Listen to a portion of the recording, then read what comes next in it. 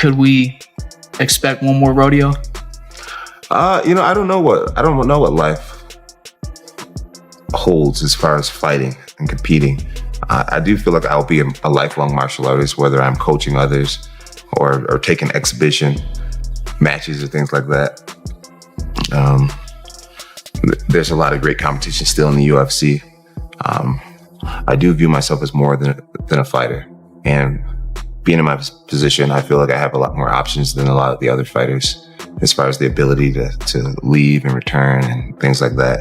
And so right now, I'm just focusing on love, happiness, kindness. We're in the quarter century mark. And this year should be a really special year. So this year, I'm saying yes to more opportunities. Hence me being here, meeting you. So grateful. I'm glad that I'm doing this. I've been meeting so many great people. I'm saying yes to more opportunities. I'm traveling more.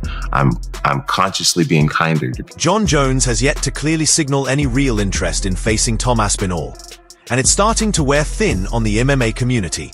In fact, over the past few weeks, the level of frustration among fans and analysts has noticeably intensified. But I think they just wanted that one more fight. They felt like it could be a big fight, and they're giving it their all. He gave them a number. They met the number. He said thanks, but no thanks. That's what happened. And I think he wanted, deep down, as we read the tea leaves here, I think he probably wanted them not to come to the table. And then he said, hey guys, not on me, right? I feel like that's the safest bet. Fight. 100%. And that's it. And what about this? There are people who have started a petition to strip Jon Jones. We're now at 115,135 as of maybe an hour or two ago when we took the screen grab. This was actually, we took a first screen grab an hour ago, and it was at like 113, 114, and then an hour later it was over 115. Okay. Wow, I signed it. Yeah, so, but here's the thing. Jon does also bring up a good point. If Jon told the UFC like 2 months ago, hey, I'm not interested, it's no longer on him. Agreed. You know what I mean? So, like, you remember one time I sat here and I said the UFC is not to blame?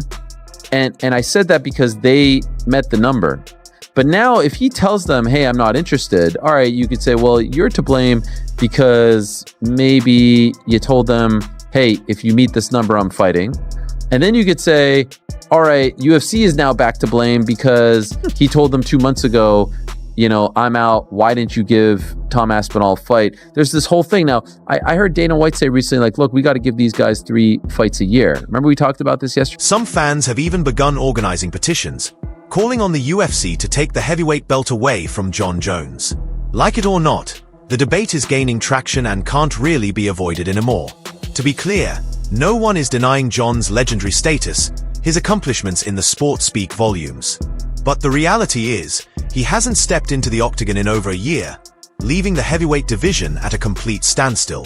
He was the one who delayed till Francis was out the fucking door. He could have fought Francis a long time ago. If he'd just taken the chance of going up the heavyweight earlier, we could have had him versus a prime Cain Velasquez. Cain Velasquez was 240. Jon Jones is 260, 265. And you're telling me Cain Velasquez was too big for him? What a load of shit. Stipe Miocic could have fought him in his prime, another one who was no bigger than Jon Jones. So when he's giving it the big and being like, oh, well, people always think someone's going to come and dethrone me. And yeah, I get the narrative. That was the way at light heavyweight. There was always that next guy coming up. But you ain't never fought an animal like Tom Aspinall, who is as quick on his feet, who has the speed that he does at 260 pounds, who has the heavy hands that he does. You have never been in there with a beast like that. It's just not happened. I'm not saying that means Aspinall wins, but for people to do the Tyson Fury thing of going, oh, well, he's always won, so therefore he always will win. The best heavyweight MMA fighter in the world. By default, that also makes you the baddest man on the planet. If you were toe-to-toe with any other man in the world, you could them. What do they call him? SAS? He's trained to maim and hurt. These people are trained to they want to render you lifeless. Completely agree, but I do have a counter argument. We are trained to hurt each other. That's part of the sport. They are trained to poke eyes, knee in the groin. When the rules are taken away, who's to say that we can't headbutt them? If we're talking no weapons, you could get any MMA fighter and put him against a SAS special. 9 times out of 10, the MMA guy will come out on top. Tom Aspinall sits at the core of the division's current gridlock. Based on what's being said in interviews, on social media, and across MMA podcasts, a growing number of fans and analysts believe Jon Jones might be deliberately steering clear of this matchup. According to them, It's not about recovery or scheduling. It's about the danger Aspinall presents. Being completely honest, I feel like Tom's been such an asshole that I don't want to do business with him. You know, it's just like his fans have been so annoying. And obviously you don't get this far in a career being affected by fans or whatnot. But he's just an asshole, you know, with his, you know, he's 30. So he's from this influencer generation where you hop online and the t-shirt sales and all that. I'm past that type of stuff. I'm like, bro, if you had a little bit more respect, then maybe we could have worked something out, you know, but I just don't even want to do business with him. You know, at the end of the day, this is a business, and fighting me gives him an opportunity to change his life forever. And I don't even want to give him the opportunity. Like he just played his cards wrong with me personally, and you know, I'm 3 years from being a 40-year-old grown man. You know what I'm saying? It's just like the press conference, going through the whole shebang with him. I'd rather not do. Pajeda on the other side, respectful, cool, barely says much. It's like I'll do business with you. I would risk it all with a human being like you. You actually have the accolades to back up your shit. This other guy is just a big mouth who's hot today. There's been so many guys who's hot today who are just gone. You know, Sergey was in the same position not too long ago. Now he's starting to fall off already. I've just been around this sport too long to give a big mouth who's hot today the opportunity. Okay, so I feel like narratives have been created that just truly aren't there. You can't duck a man that you were never scheduled to fight. It's like saying you got turned down by a girl who you never even hit up. You know what I'm saying? It's like me and Dana and Hunter have never sat down and talked about Tom Aspinall. He's never been on my radar. I mean, just a moment ago, it was him and Sergey that was fighting. And Sergey could be in this position right now, and I would still be in the same place of I've beat people my whole career, and once I beat them, like the show just goes on. Like I get that Tom is an exciting fighter. I get that finally, after 16 years, we found somebody who's 7 years younger than me and 30 pounds bigger than me.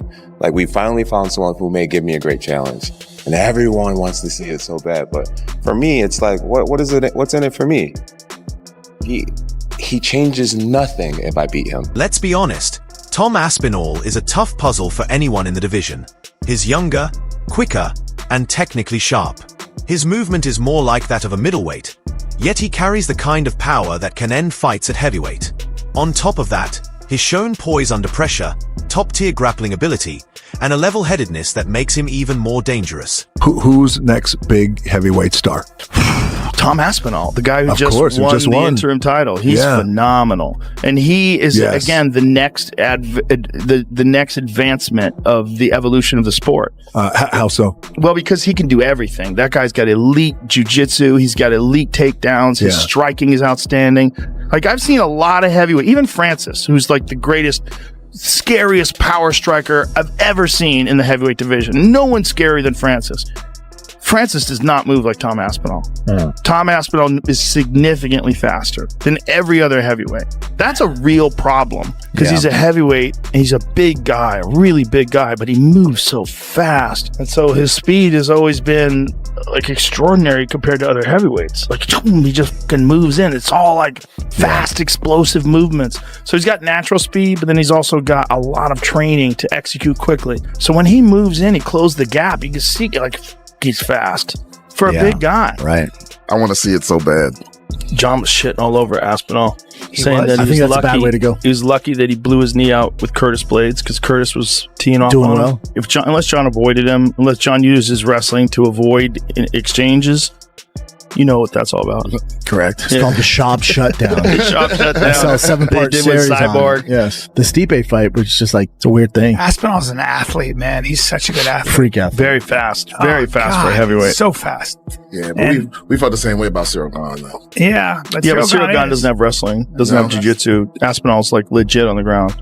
Very legit on the ground. So legit that his dad owned jiu-jitsu gym. His dad's a black belt. He started doing jiu-jitsu at 2. Yeah, I'm interested to see how Aspinall is past the first round, right? Because we've seen him. He looks so fast. He looks, you're like, nobody moves like him. He looks like a younger Kane. Right. But he just keeps knocking these guys out so quick. So I'm like, let me see him past the first round to see if he has that cardio as well. When you compare that to a version of Jon who's been on the sidelines recovering, and perhaps even considering retirement, it's easy to understand why many fans suspect his avoiding this fight. But from Jon's point of view, the situation might be more complex. He has said before that his legacy is already secured. He doesn't feel the need to prove himself again.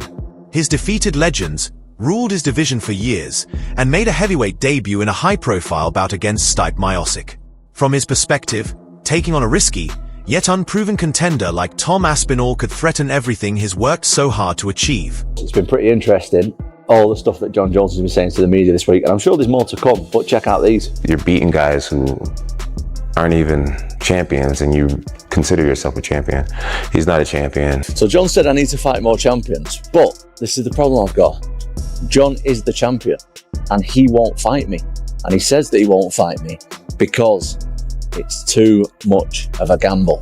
Aspinall to me is no difference than an Owen St. Prude or Dominic Reyes or Anthony Smith. Be like just another up and comer that's exciting right now. And I'm not into gambling my legacy for what's exciting. And Jon, if you're not into gambling your legacy, that to me sounds like you're scared of losing again. And honestly, that's a reasonable way to look at it. But holding the UFC heavyweight title comes with a certain level of responsibility. That belt isn't just a trophy, it's meant to signify the best active fighter in the sport. Meanwhile, the interim champion is out there tearing through opponents and pushing hard for a unification fight, while the official champion seems distracted with other matters. This kind of stagnation causes real issues for the division. That's why voices across the MMA community are raising the pressure. Commentators like Ariel Helwani, Michael Bisping, and Shiel Sonnen have all highlighted this matchup as essential. Fans argue that Jon can't claim GOAT status if he avoids facing the division's hottest and most dangerous contender. Jon Jones' legacy is intact, and all the stuff he's saying, there's been this story that's been going on and on and on and on. But this one I could understand why it may have upset people, triggered people. Did you guys see on his IG Live, he was talking about the accusations that he is a duck, that he's ducking Tom Aspinall. Look, he's doing this reality show with Nathan Diaz in Russia, and I'm told that the money is just absurd. It's astronomical, get paid, well-deserved, both legends of the game. I totally understand it. But here's the part that I very much disagree with him. It's not about you, Jon. It's not about you. It's not about your life. It's not about your story. If you want to enjoy your life, if you want to be a part of a reality show, if you want to take that money and delay things and hold someone else's dreams back from becoming a reality, that is ducking. That is ducking, because there is a time-honored tradition in this business, in the sport, in combat sports, in fight sports, in sports period, that the whole thing has to move along. It's not about your story. Even some fighters have publicly stated that the UFC should either schedule the fight or strip Jon Jones of the title. And frankly, they may be onto something. Tom Aspinall isn't just a promising talent. Here's the genuine article. The way he finished Sergey Pavlovich, his steady growth, and his calmness under pressure all point to a true champion in the making. If Jon Jones chooses not to face him, that's his decision. But in that case, the UFC can't keep acting like the heavyweight division has a legitimate reigning champion. He's elite as a heavyweight. A lot of the heavyweights, they're good, they're very strong, they're powerful, but they're not as quick and as agile and as technical as Tom. Tom's the whole package. You know, he's like, there's a fighter called George St. Pierre, who's one of the greatest to ever do it. Tom's like a heavyweight George St. Pierre. He's got no weak areas. He's got absolute knockout power, super disciplined, super agile on the feet. He finishes everyone really, really quickly. However, he hasn't gone up against somebody like Jon Jones because, as I said, the competition in the heavyweight division isn't necessarily there on a technical level. Jon Jones is. And Jon Jones has fought way better competition than Tom. That's just a fact. But Jon's never fought anyone like Tom either. Jon has never fought anyone the size of Tom, and that can generate that kind of power. He had two heavyweight fights, one against Cyril Garner, who took him down really quick and choked him out. And then he went up against Stipe Miocic. He was really good, and you know, he had a good little goal. But he was 42 and he hadn't fought for a while, and he's getting on. Tom's 31, in the prime of his life. And I would be very surprised, and this sounds disrespectful, but I'd be very surprised if he got out the first. Tom Aspinall is the fighter who's consistently showing up, staying prepared, and bringing excitement back to the UFC heavyweight division. If Jon Jones has decided his time is over, that's understandable, but the belt shouldn't be held hostage. The division and the fans deserve better than that.